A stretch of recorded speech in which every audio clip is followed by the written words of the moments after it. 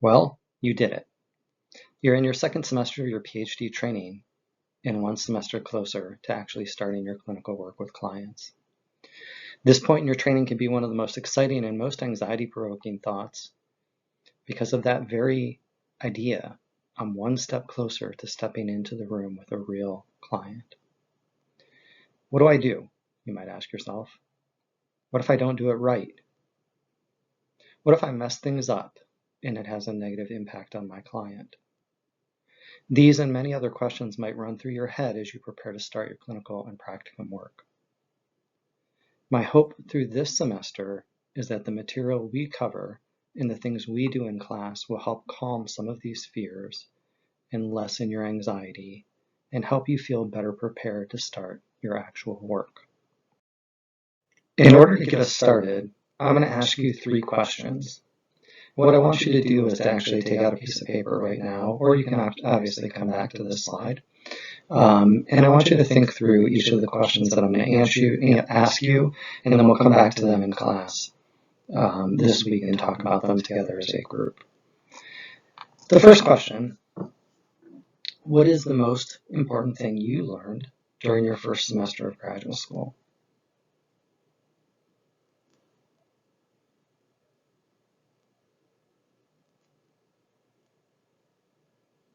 And I'm just going to give you time here to jot these down so that you can come back and think about them after you watch through the video. Secondly, what is your theoretical orientation? I will say to you, this is one of the more anxiety-provoking questions for initial or beginning trainees. It's actually anxiety-provoking sometimes for people later in their careers or in the middle of their careers.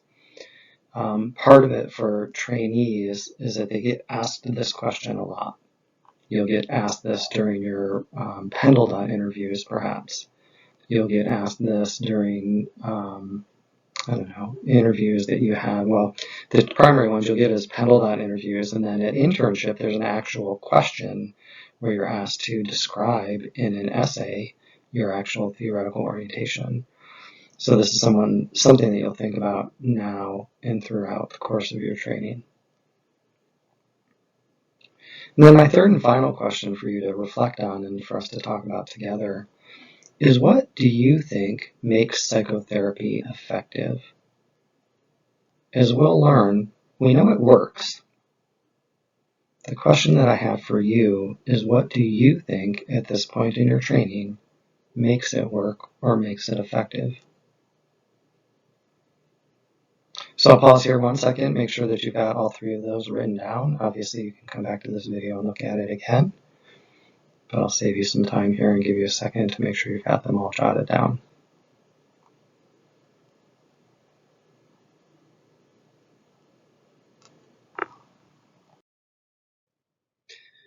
So what I'd like to do in the next couple of slides is talk a little bit about myself. And this isn't because I'm vain or even that I think you're interested, but because I think that you knowing a little bit about me is important to understanding the frame through which I see this course and the things that I'm going to be talking about with you over the course of the semester.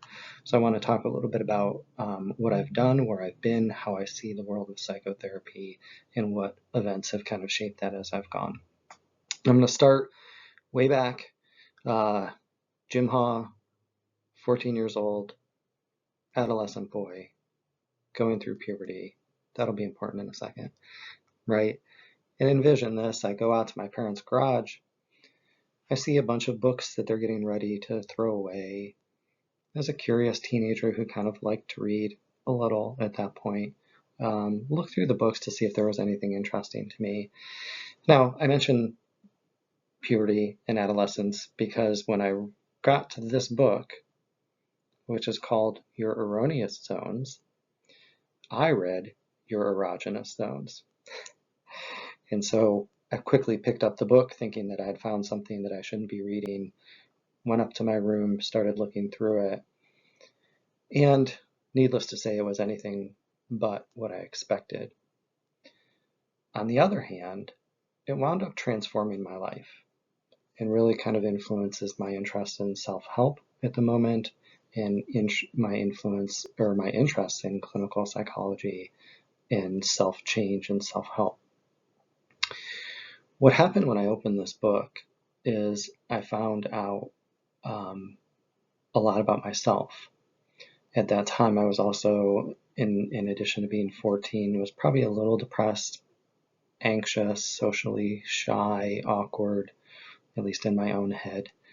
And I was just searching for something. It was just not a great time in my life, let's put it that way. And I started reading through this book, and I pulled out 3 quotes for you that were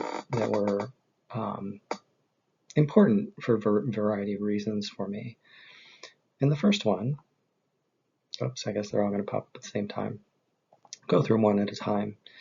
What Wayne Dyer wrote was, once you can change your thoughts, your new feelings will begin to emerge, and you will have taken the first step on the road to your personal freedom. When I read through that, I had to pause and I had to think about what that meant. And he pointed out 2 important things that I still talk about very much to this day with my clients. The idea that your thoughts are important, pivotal, interesting, and the relationship between those thoughts and your emotions. The other thing that I think is really important there, and we'll talk about this later, is the idea of liberation, right? This idea that kind of recognizing and having insight into this connection and into your own emotional world can be liberating. All of a sudden, I didn't have to be at the mercy of my emotions. I could actually control my emotions. So the second quote that I've taken from this book is he says, self-worth cannot be verified by others. You are worthy because you say it is so. If you depend on others for your value, it is other worth. Again, and this book was written back in the 70s, I think it was before 70s. Actually after 76, because it was written after Beck's seminal work. But this idea here is still, again, something I talk about with my clients all the time. They'll say to me, well, I've got to prove that I'm worthy. I've got to do this. I've got to get a better car, a better job, a better relationship. And I say, no, wait a second. Why are you worthy? Why are you worthy of love and care and respect? And they keep coming back. They keep telling me what they've done. And I'm going, no. I stop them all the time. And they finally kind of look at me, which some of you will this semester, and go, I don't know. What do you want me to say? And I say, I want you to say that you're worthy because you are. That's it. You exist. You're here. You're with me. That last part's not important. But you're here. You are. You're worthy. And that, again, is a transformative thing, I think, for a lot of people. Then the final quote I include here is one that says, acceptance means no complaining, and happiness means no complaining about the things over which you can do nothing. Again, blew my mind at the time. And 30 years later, when acceptance and commitment therapy, or ACT, as we'll come to call it, broke onto the field, it was almost as like this was something new to a lot of people. When I go, wait a second, there were people in the 70s talking about this, not to mention all the people that have been talking about it before that. This powerful concept of acceptance. And the other thing that's inherent in this quote, and we'll talk a lot about this, is the difference in the dynamic kind of tension between acceptance and change. And we'll talk a lot about when, as a therapist, you want to go in that acceptance model with your clients versus the change model. And you'll see clients confusing this all the time, where they're trying to change the things that they need to accept, right? Instead of accepting those things that may not be able to change. So anyways, that's where it all started, in the garage. Dr. Haugh, not Dr. Haugh then, Jimmy Haugh back then, don't ever call me Jimmy. Jimmy Haugh back then pulling a book out of my parents' throwaway books. This was a very popular book, by the way. If you look up Wayne Dyer, he's no longer with us, but he was actually a self-help speaker and guru for many, many years, made millions and millions of dollars off of this. But it was a transformative part of my life that still to this day influences what I am and who I am, and also has many, many ties to the very theories and concepts and techniques that we'll be talking about over the course of this semester. So thanks for humoring me as we went down Dr. Haugh's origin story. So I want to spend just a little bit time here talking about my development as a psychotherapist and my continued effort to be a better human being. And again, I tell you these things partially so you, or primarily actually, so you know kind of the lens from which I bring the material to you in this course and the things that have influenced me over the course of my training.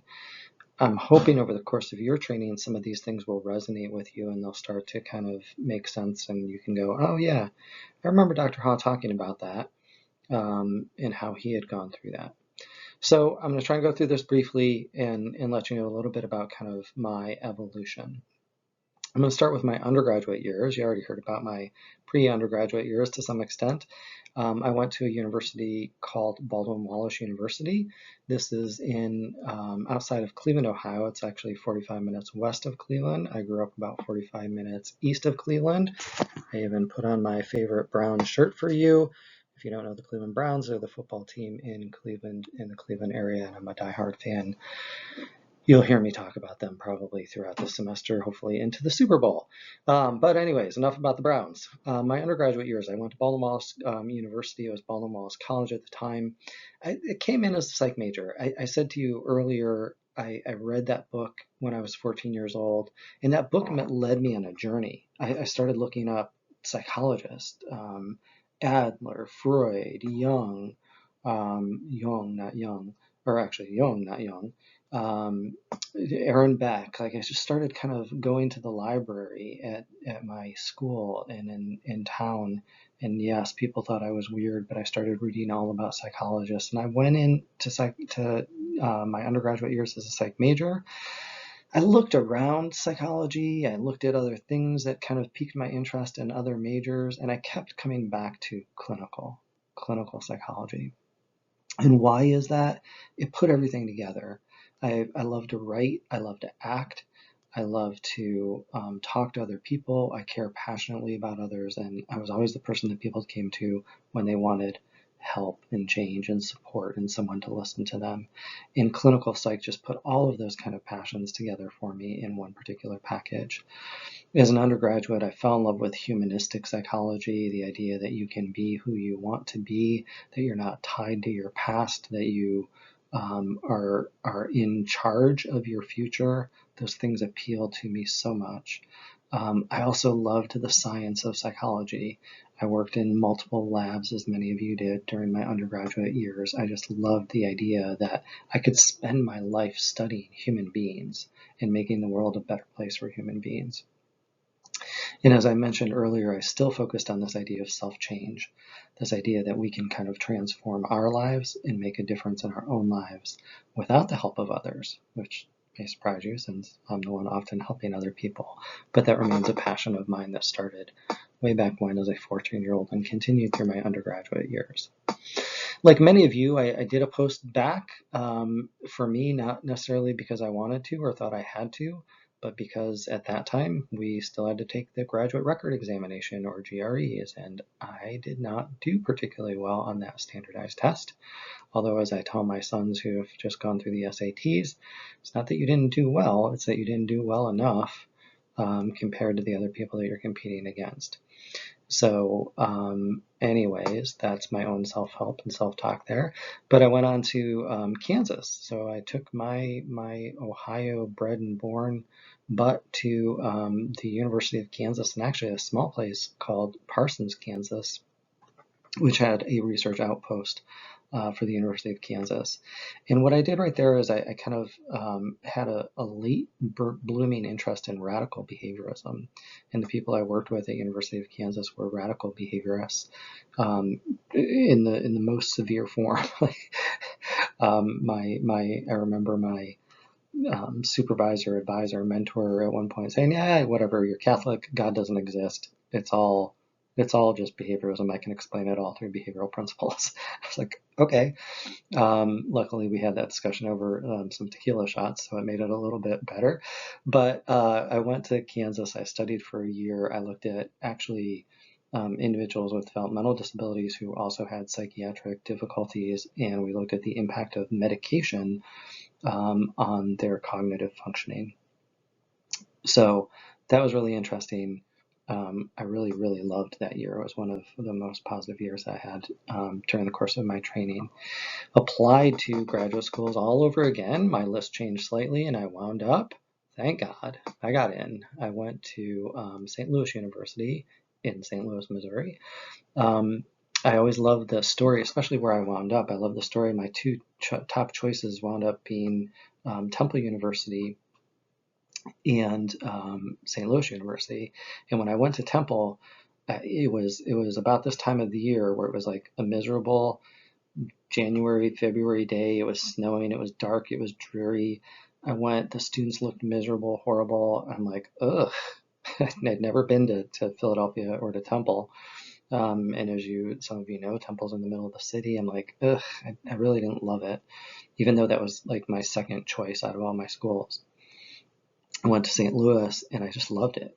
The students looked involved, interested, engaged. It's part of why I like to try and build a community like that here at Rowan. And even though that was like second, I think it was like second or third from the bottom of my list, I just fell in love with it. I fell in love with the attitude. I fell in love with the school. I fell in love with the faculty, and I wound up going to St. Louis University. And I never regret it, never looked back. At St. Louis, we had what we called clinical vertical teams. What that means is each year, kind of like us here, but different, you go to a new person every year during your clinical training. The vertical part of this was you sat with first year, second year, third years, fourth years, and a fifth year if they were there on this team. And you met and you talked about your cases. And the orientation that was used was guided by the faculty member who was there. And over the course of that time, I worked with a person who was very devoted and had a systems focus. I then moved on to someone in my second year with a solution-focused therapy, which I was really disappointed in at the time because I had no idea what solution-focused therapy was and I didn't really want to do it. And then the third year, I had someone who had been traditionally trained in psychodynamic therapy, but then had been retrained at the Beck Institute to do cognitive and cognitive behavioral therapy, and wound up in my fourth year doing kind of more classical psychoanalytic and psychodynamic work.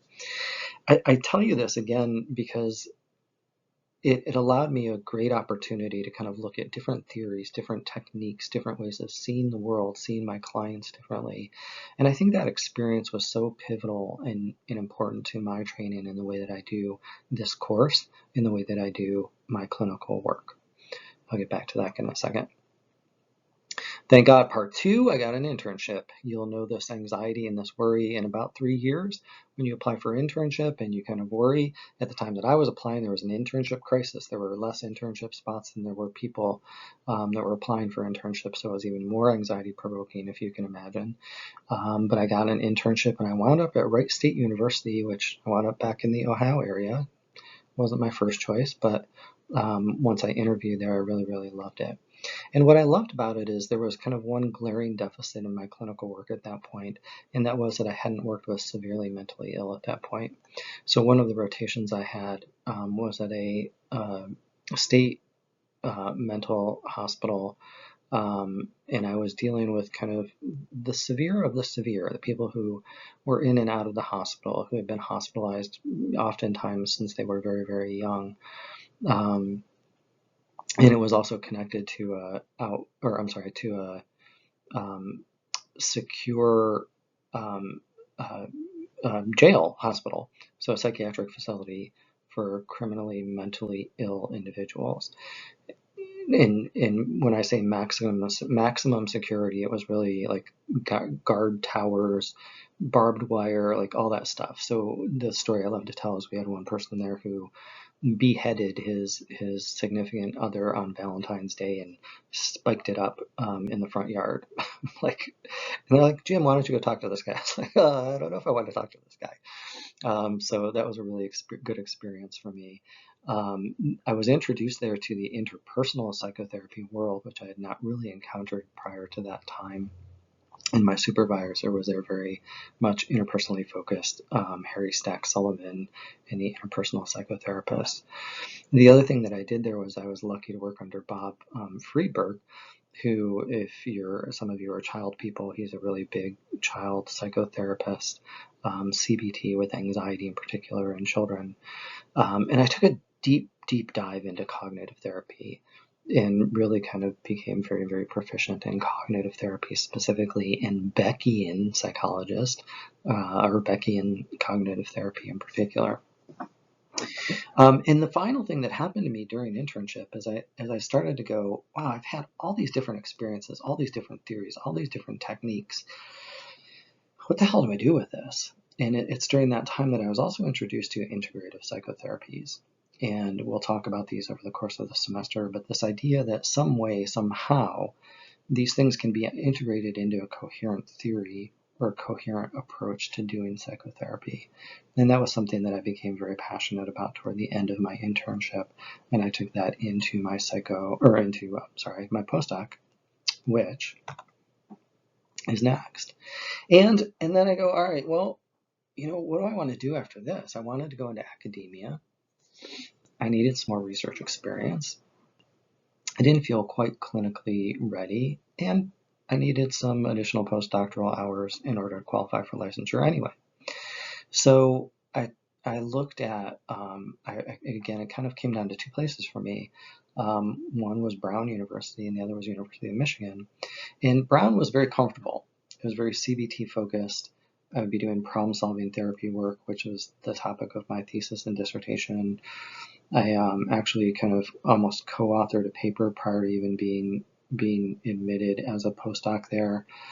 And at the very last kind of minute, I decided to go to the University of Michigan, to which my potential supervisor at Brown said, well, we all make mistakes in our careers. Very encouraging. I went to University of Michigan because they were one of the people doing traditional psychoanalytic work at the time. And I'd never done that. I'd had some exposure to it, but I'd never done it. And I thought to myself, this has been around the longest, as we'll see in our history, the longest of any of our things, any of our theories and techniques. Psychodynamic, psychoanalytic has been there forever. And I didn't know how to talk that language. And so I decided to take a 2-year postdoc there, and I learned psychodynamic and analytic theories. And you'll hear through the time I'll talk about that. And one of the things that I've taken away from there that sticks with me is the value, the power, the importance of the relationship, and you being a part of that relationship. So that's what I did for 2 years at University of Michigan. What I didn't know, and I always joke about this, what I didn't know is they brought me in because the higher ups at their university were saying, you need to be doing more evidence-based practice, and we need you to do cognitive behavioral therapy. And so they brought me in as a person with expertise in cognitive behavioral therapy to train the staff. I didn't know that before I got there. And I vividly remember one of the first meetings I had with the staff talking about cognitive behavioral therapy. And they brought me to tears, literally brought me to tears, because they were staunch, psychoanalytically trained psychotherapists that thought all of this CBT stuff was nonsense. If you want to know more about that, I'd be happy to talk about that experience. It was an interesting, not pleasant, but formative one for me. So what next? Oh, sorry. I precluded that one. And then what happened? After that, I met my wife, stayed in Michigan for another year, took a 1-year faculty appointment at a private liberal arts school there, because I didn't know if my wife and I were going to last, and I wanted to see if it did. And surprise, surprise, it did. And she wound up moving with me to Rowan. And Rowan wound up being one of my first choices here. And it was one of my first choices because there was this desire at the time for Rowan to become a doctoral level training program. Took 14 years to get there, but eventually we got there with a lot of hard work and a lot of sacrifice, which has benefited all of you, hopefully. The one thing that I realized as I transitioned to Rowan and transitioned into eventually my own private practice was I'm on my own now. Nobody's telling me what to do. Nobody's telling me what I should do. I have to decide what to do. Eventually, you'll all be there. But my journey, as you have seen, is one with lots of twists, lots of turns, lots of unexpected directions that I thought I never would have thought of. I would have never considered those being there. Your career is going to be like that. And so I like to set this expectation that you don't need to know everything. You don't need to know what the right path is. What I encourage you to do is to take every path and to go down that path at full speed, right? And learn from it. I remember, I'll go back to that second year in graduate school, and I was on that clinical vertical team, and it was solution focused, and I was complaining, like you probably all have to each other at times. I was complaining to one of the fourth year students in the program, and I'm like, I don't want to do solution focused therapy. I hate it. I don't even know what it is. And he's like, Jim, shut up. He's like, go do what he wants you to do, learn it well, and when you're done, you can do what you want to do. Right? But embrace the moment, embrace what you're trying to learn, embrace what you're trying to be taught. And I would encourage all of you to do that same thing. And hopefully in a number of years, you'll be where I'm at, where all of a sudden you're making your choices, you're making the decisions. All right, thanks for listening. I always feel like I talk too much about myself during this, but again, I think it's important for you to know what I've been through and where I've gone. I didn't include in here, but one thing that might be important that I forgot. When I started all this, I wanted to work with children. I wanted to work with kids. My passion coming out of undergraduate and beginning graduate school was working with especially boys with externalizing disorders and internalizing, but I was really interested in externalizing disorders. I loved that. I got to graduate school, the person I wanted to work with didn't like her, right? Just didn't like her. And she didn't like me either, by the way. And I wound up kind of modifying my career path, at least partially based on that. But I've worked extensively with children at one point. I've worked with adults. I do couples work. I do individual work. I do a lot of anxiety and depression, not surprising if you know my research interests. I have a specialty interest in eating disorders and eating disorder pathology, not necessarily pure eating disorders, but people with body image problems and problems with food. I don't know, that's enough for me, but I've got a lot of experience, and hopefully over the course of the semester I can bring that experience to you and help deepen and broaden your experience as a budding psychotherapist. All right, thanks for listening. We'll see you in the next lecture.